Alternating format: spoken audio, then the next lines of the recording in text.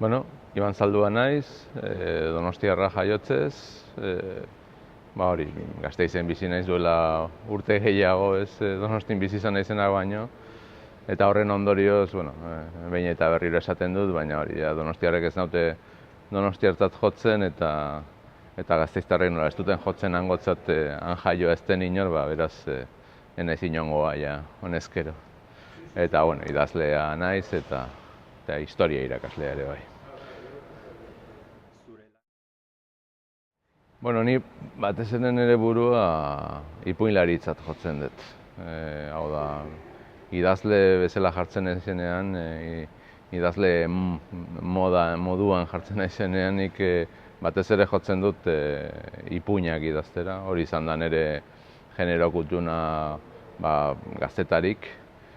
Eta hala ere idazten ditut bestelako gauza batzuk. Idatzi ditut novelak, eta idatzi ditut ere saiakerak, baina, printzipioz batez ere definitzekotan ere burua ipuinlaritzat definituko nuke. Ez dakit zer eskaintzen diedan ipuinetan, ni saiatzen naiz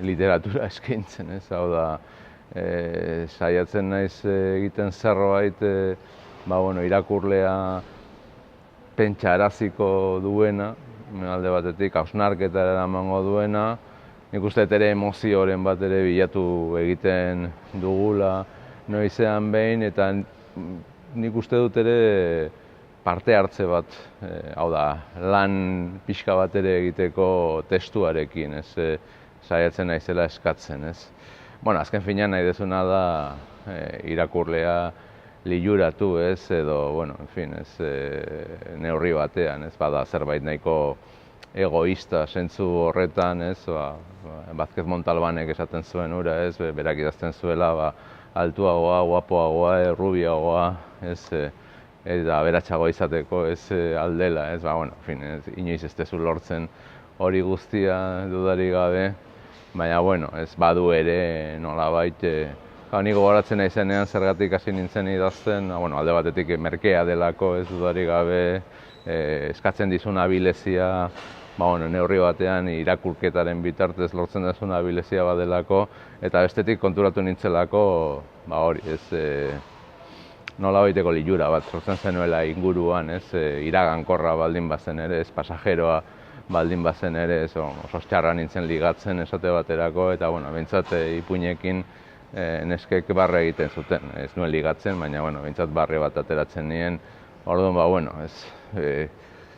gero gauzak aldatzen doaz, dudarik gabe, denborarekin, baina nik uste dut badagoela, jatorrizko grina horretatik zerbait, idazketan.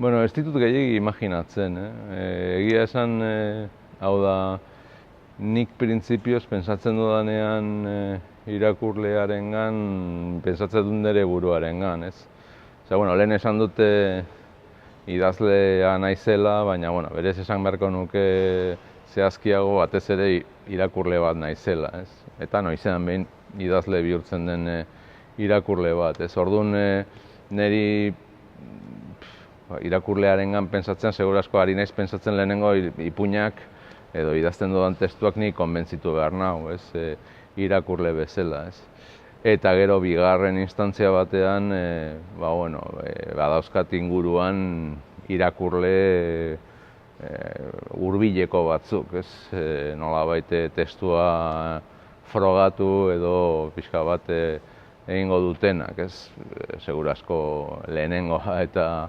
garrantzitsuena nire emaztea bera, zeinari ematen baitiote ipuina lehenengo irakurtzeko, eta zeinarekin gero humiliazio, sesio edo, bat izaten baitut zuzentzeko. Ja froga hori pasatzen baldin badu iruditzen zaite badagola prest plazara irteteko, eta hori nork hartzen duen ipuina edo testua ez dut uste hainbeste arduratzen nauenik, hain zuzen ere nik uste gero sorpresa asko hartzen dituzula, Hau da, inoiz pentsatu izaten duzu irakurle profil batean, baina gero aurkitzen duzuna edo tortzen zaizuna esatea zenbat gustatzen zaizkion bere zure ipuinak edo zenbat gustatu zaizun ipuin jakin hau edo testu jakin hau, ba igual izan daiteke pertsona bat zuk imaginatutako profiletik oso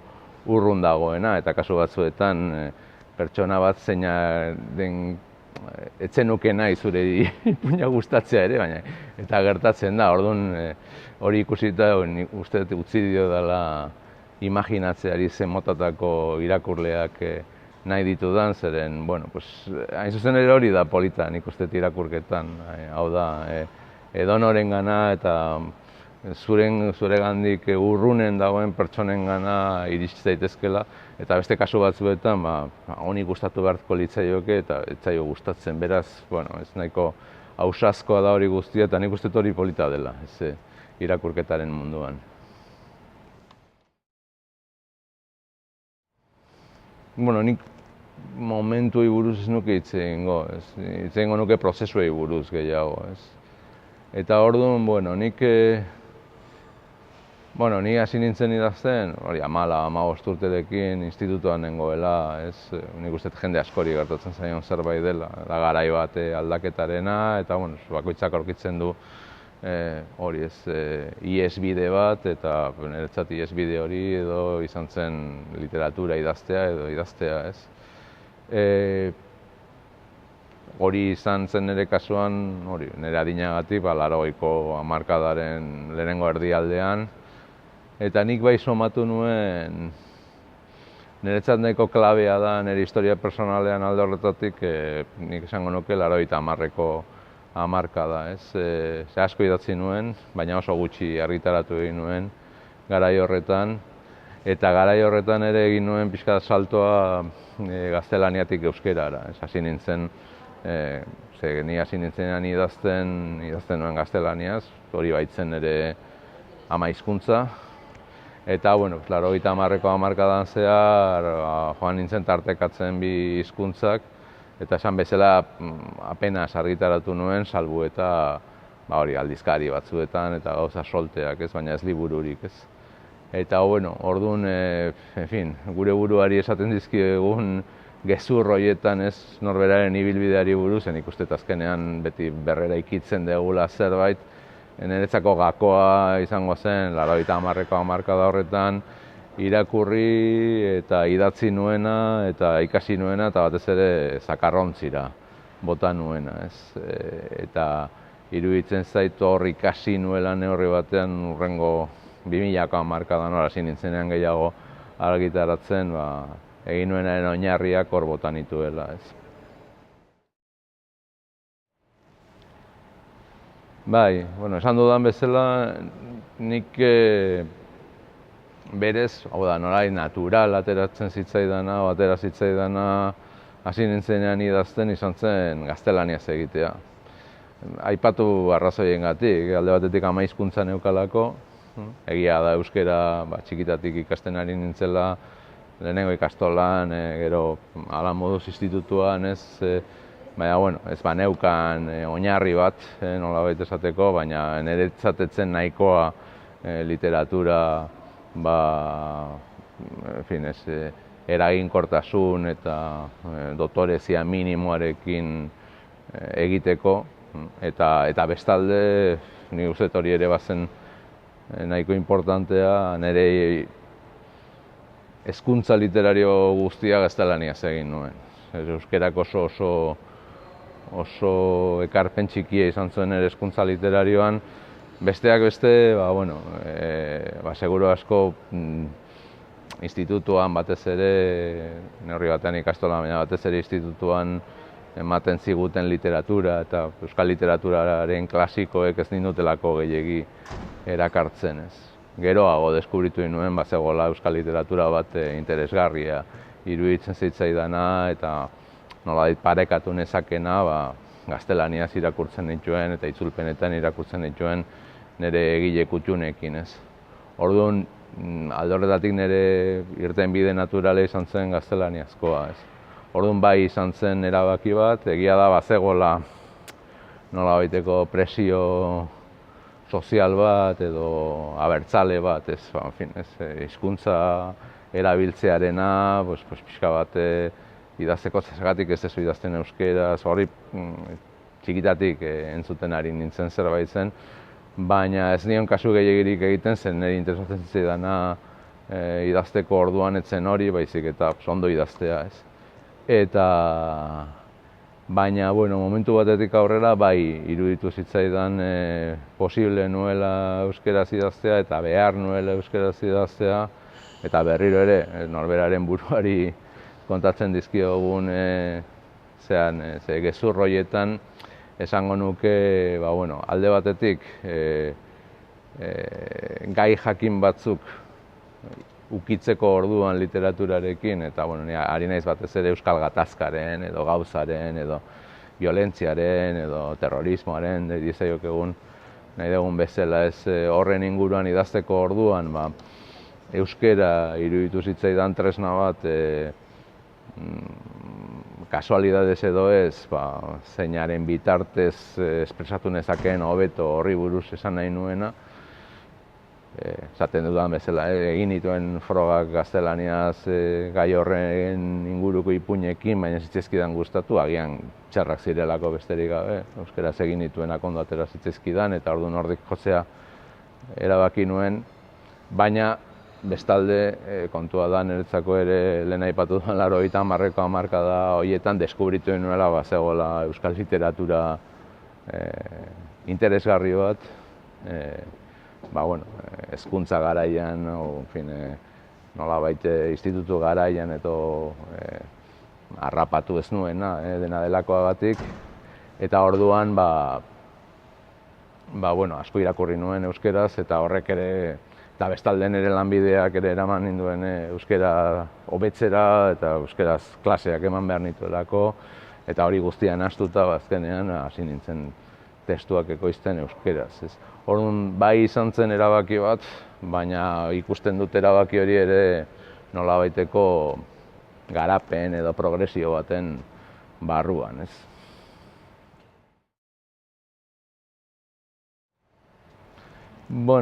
Garaiak... Nik uste alde horretatik nahiko aldatzen dudala batetik bestera, ez. Egin ditut ipuin batzuk nolabait historiarekin lotuta egon daitezkenak, azken finean ofizioz historia irakaslea naiz, eta horrek ematen dizkizu baliabide batzuk dudarik gabe, baina uste dut normalean jotzen dudala batez ere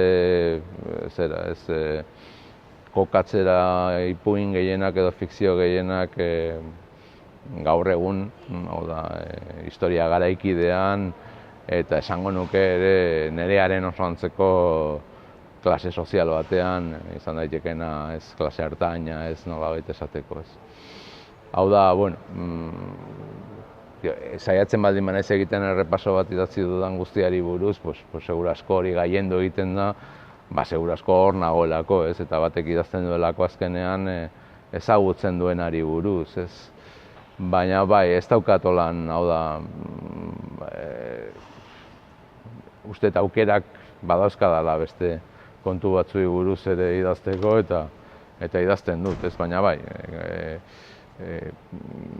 nolabait historia garaikidea izango litzateke eremu nagusia eta ezagutzen dugun edo gure inguru honetan ezagutzen dugun klase hartain moduko hori, ez, baina bestelako gaiak eta garaiak eta baztertu gabe, zeren beti sartzen ditute halako gauzak ere.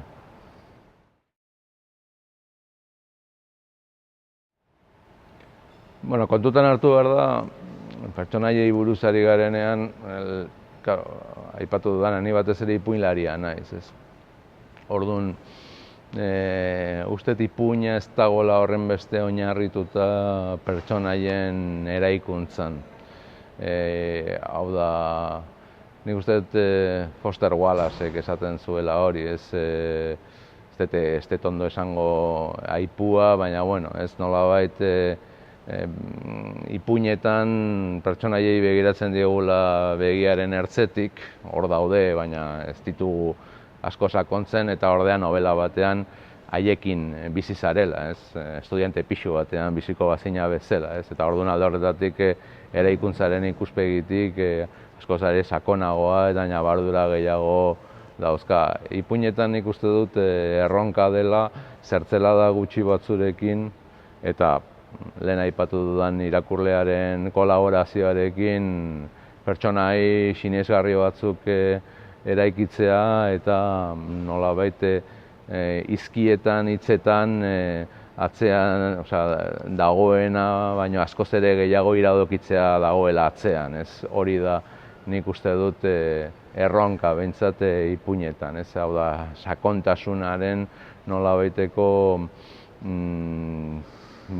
irudia ematea, baina irudi bada, antzestea nolabaiteko sakontasuna, eta novelan lortu behar duzu benetako sakontasuna. Nik uste talde horretatik hori dela generoen arteko desberdintasunik nagusiena.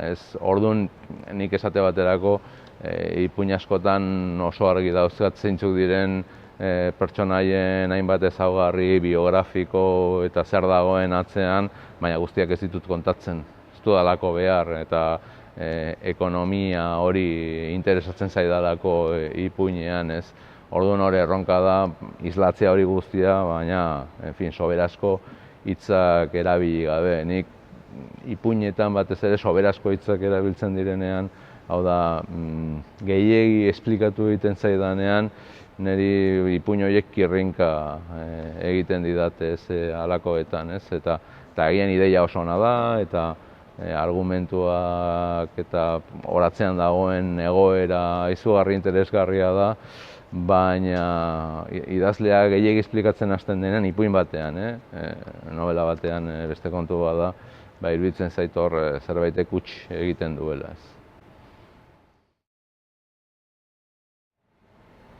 Niri asko kostatzen zaidan zerbait dira elkarrizketak. Hau da, iruditzen zait, niretzako, eta hemen ikusten ez dela, hemen bai ez dela ezberdina novela batean edo ipuin batean, hau da, batek badaki idazten duenean elkarrizketa bat ez dela islatzen ari benetako hizkera, ez benetako elkarrizketa bat, konbentzio bat dela, neurri handi batean. Orduan erronka hor da, konbentzioa den hori nolabait paperean edo pantailan berdin zait naturaltasuna izatea. Horrek, konbentzio horrek naturaltasuna edukitzea. Eta, niri hori asko kostatzen zait, eta asko kostatu izan zait nolabait iristea emaitza on batera.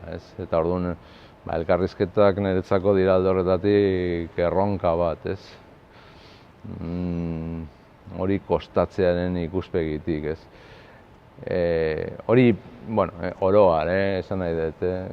Gero, novelak idatzi ditudanean, agian ez dira benetako novelak, gaizki irten zitezkidan ipuinak ziren gehienetan, hor bai iruditzen zait, asko kostatzen zaidan beste kontu bat da betelan hori egitea. Hau da, novela batek eskatzen duen betelana egitea. Transizioak, ipuin batean zu konzentratu zaitezke egoera jakin batean, eta esan dudan bezala ekonomiaren arau hori dago, eta horrek niri normalean ipuin bat zuzentzen dudanean egiten dudana da moztu, akendu gauzak, alegia, hain zuzen ere ekonomia hori lortzeko. Novela bat da beste gauza bat, eta alde horretatik zuk badakizu daudela nolabait puntu indartsu batzuk edo momentu gako batzuk novelan zehar, neurri batean novelaren barruko ipuinak izango liratekenak, eta horiek lotu behar dira. Eta niri lotura hori da kostatu egiten zaidana. Zeren, hau da, soberazko hitzak eta prosa, ni nekatzen naiz berehala nire prosaz esate baterako, ez? Eta orduan lortzea hori interesgarria izatea, puntu indartsoien arteko momentu horiek lotzea, betelan hori da niri, asko kostatu izan zaidana, eta novela batekin egon naizenean, horroriarekin gogoratzen ditudan momentuak, ez? Ikusten dudanean ipuina eginda dagoela zuzentzea. Zuzentzen dudanean, eta saiatzen naiz desente zuzentzen, badakizu lan horrek emaitza bat izango duela eta izango da ipuina bere, ez dakit, distira osoan ikusiko duzula, ez? Bitartean ez dakizu, ni idazten ari naizenean lehenengo ipuin bat, edo edozein testu, berdin zait, ez dakizu bukatuko duzunean ona izango den, edo txarra izango den, balioko duen, edo zakarra ontzira bota beharko duzun. Orduan, ni nolabait incertidumbre horrek pixka bat angustietu egiten nau, eta ez dut guztiz disfrutatzen prozesua. Baina behin ipuina bukatuta, lehenengo garaia pasatuta eta zuzentzen aritzen zeanean, badakizu hortik zerbait aterako dela, eta ni momentu horretan da gehien disfrutatzen dudana, ez? Euskal literaturak ezaugarri bereziak ditu eta ez ditu, esango nukenik.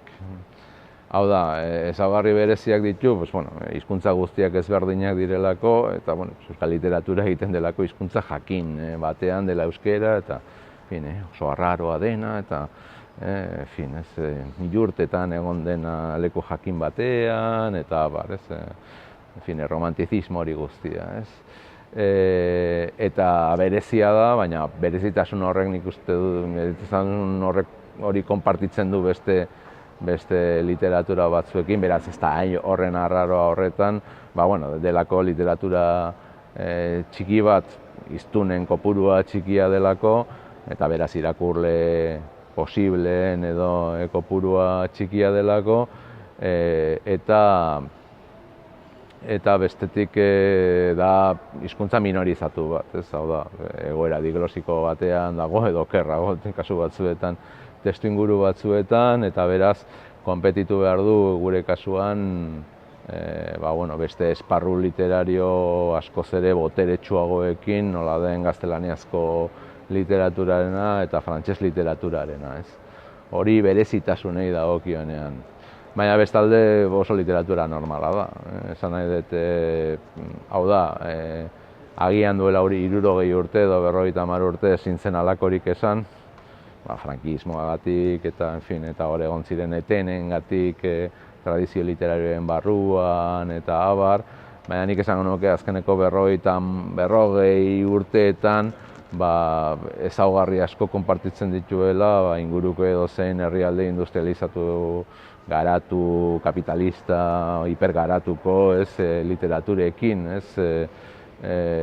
bai gaiei begiratzen baldin badiegu, bai estiloi begiratzen baldin badiegu, bai joera literarioen importazioari begiratzen baldin badiogu, bai idazleen arteko eta argitaletxen arteko harremanei begiratzen baldin badiegu, eta esango nuke alde horretatik homologazio zantzu asko dituela, zorionez eta zoritxarrez.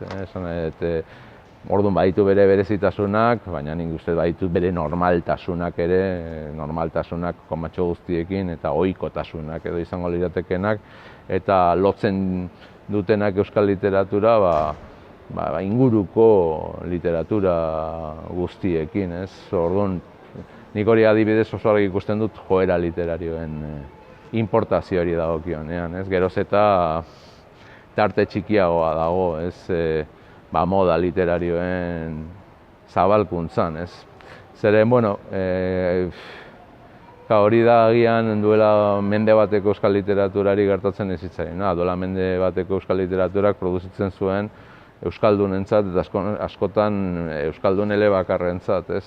Gaur egun produzitzen duguna da munduarekin hiperkonektatuta dagoen irakurlego batentzat, irakurtzen duena ere gaztelaniaz, edo irakurtzen duena ere frantsesez, irakurtzen duena askotan ere ingelesez, sare sozialetan eta interneten sartuta dagoena, eta alde horretatik ezin da literatura berdin bat izan, eta orduan dauzka ezaugarri asko inguruko literaturik dauzkatenak, ez? Orduan nik hor kokatuko nuke euskal literatura, ez? Arrarotasun intrinseko geroz eta iruditzen zait txikiago baten eta homologazioaren artean, ez? Onarekin eta txarrarekin, horrek guztiak dauzka ondorio onak uste zut eta baita ondorio txar batzuk ere. Nik liburu bat ez nuke ezin dut gomendatu, iruditzen zait gutxi, ez? Osea, orduan maila historikoan eta ni ipuinlaria naizen neurrian nik gomendatuko nuke Jokin Muñozen Bizialo. Iruditzen zait liburu bat historikoa, ez? Batez ere gatazkaren inguruko errepresentazio literarioari dagokionean, eta uste dut hori aldarrikatu behar den liburu horietako bat dela, ez? Bestetik, beste zentzu batean, Ramon Saizar Vitoriaren Martutene iruditzen zait azken urte hauetako monumentorik handiena, ez? Da liburu bat oso sakona dena eta nolabait nobelaren konbentzioei eusten diena, baina badituenak irakurketa geruza asko, eta nik uste dute Euskal Herria zer den, azken urte hauetako Euskal Herria zer den esplikatzeko oso baliagarria dena. Eta gero, egile gazteago bat aipatzeko,